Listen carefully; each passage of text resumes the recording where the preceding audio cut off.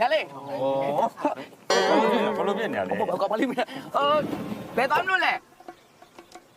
မရှိရရွာကိုသွားခြင်းလို့ ဟုတ်လားကိုကြီးတို့လည်းအဲ့ဒီရွာကိုသွားမလို့ဒီမလေး ဘလို့ဖြစ်နေရလဲလို့ ဟိုလိုက်မယ်ဆိုရင်လိုက်ခဲ့ပါလားကိုကြီးတို့လည်းကားလာတာလိုက်မလား ဟလာညွှဲလာရင်မလဲ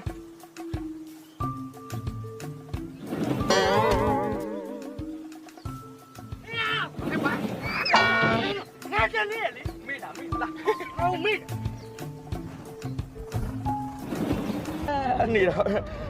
ဟိုကိုကြီးတို့ကြောက်လို့လားမကြောက်နဲ့နော်